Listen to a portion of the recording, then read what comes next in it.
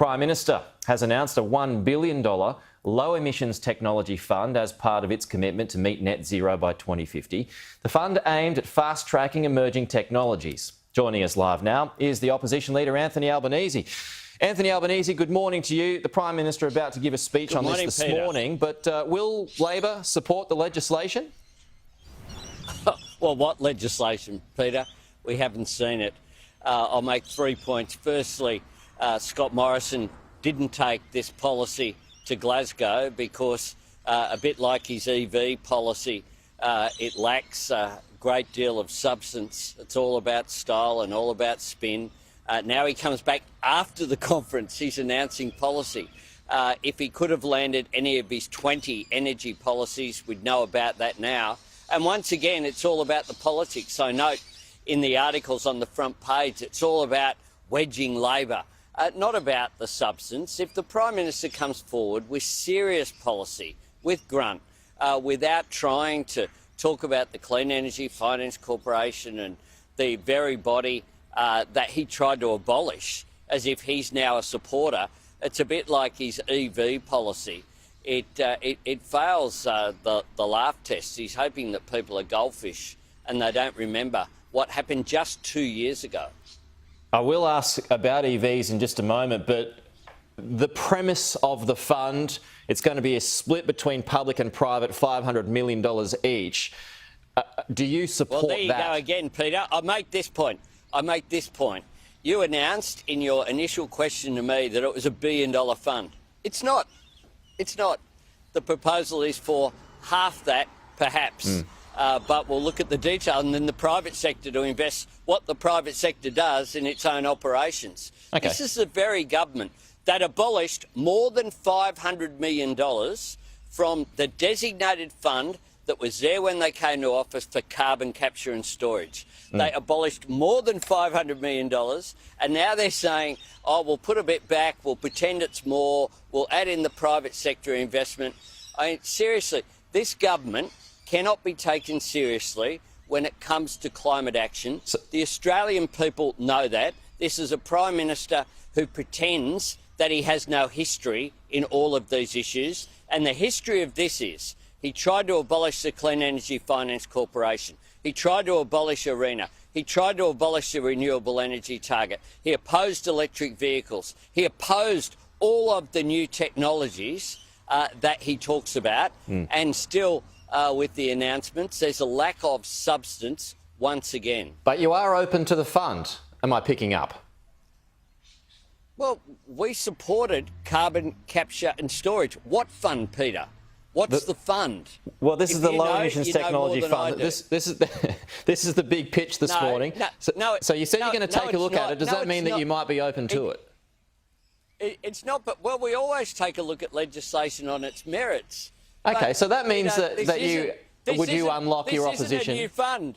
So does that mean, though, that if you are open to it, that you would unlock your opposition to expanding the CEFC to include carbon capture and storage? Hang on, Peter.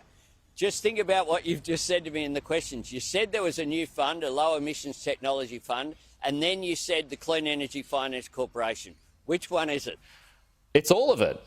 As I understand, it's the low emissions technology, the commercialisation fund, which would be run by the CEFC. Hang on. Now there's another name in there, the commercialisation fund. That's the point here, Peter. This is a government that's thrashing about trying to come into the 21st century. The fact is that new technologies are being taken up overseas in far greater rates because we have a government that has held back the uptake of new technology. We have a government that abolished the fund that was specifically there of greater than the amount they're talking about now for carbon capture and storage. We have a government that tried to abolish the Clean Energy Finance Corporation in total. And now they're talking about, well, I'm not quite sure what they're talking about. We'll wait and see what is actually proposed. But when you listen to the Prime Minister this morning, I'll give you the big tip. He'll talk about Labor. He'll talk about what Labor will do. He's been in government for they're nearing the end of almost a decade in office. He's shooting for a second decade in office. and he wants to pretend that the first decade just didn't happen. On to EVs. If Labor was ahead of its time in 2019 by promising to halve all of new car sales to be electric by 2030, which has since been adopted by the US, even in New South Wales, and as a minimum in the United Kingdom, why not back it in again? Well, we weren't ahead of our time, Peter. We weren't ahead of our time. Well, I mean, what my point is that... We were on time. We were in the 21st century. This mob were running around saying that electric vehicles would end the weekend, saying that you couldn't tow your boat or your trailer. I mean, there are B-doubles. There are big trucks in Europe that are electric vehicles. Buses here are electric vehicles. You've had an amazing change throughout the world. I went to a conference back in 2009 as the Minister for Transport in Japan. Japan knows a little bit about vehicles. And there, every single auto manufacturer was saying, more than a decade ago, there was no research going on to internal combustion engines. It was all about EVs. It was about hydrogen. It was about new clean energy.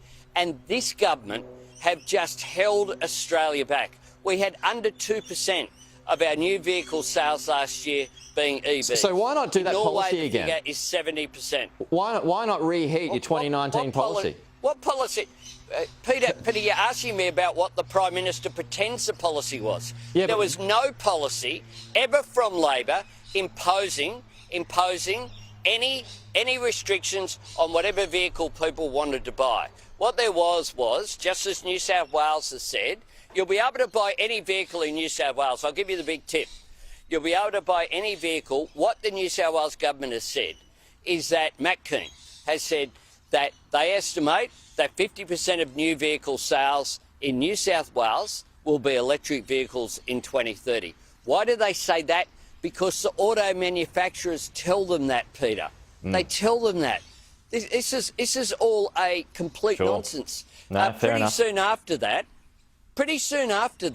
you are not going to be able to buy something other than a clean energy vehicle, an electric vehicle or some such. That is what is happening. Yeah. And this nonsense that the government had of, Labor's telling you what to do, Labor's going to put on those restrictions, just ignores, for a party that says it supports markets and says it supports capitalism, they're pretty opposed to it from time to time.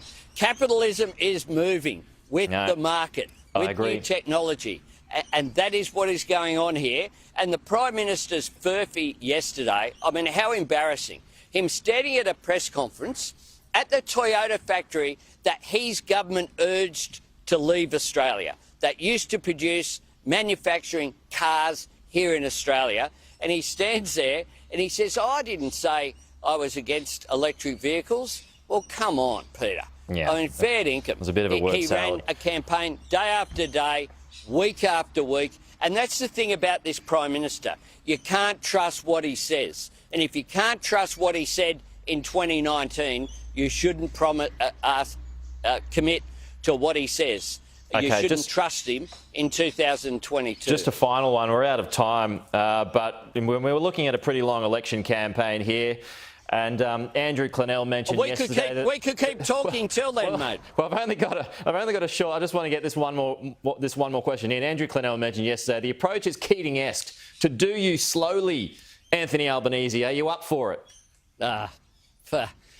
Look, this is a bloke who only has a political frame. That's all he's had since the day that he became the pretend Prime Minister. He always just focuses on the 24-hour media cycle.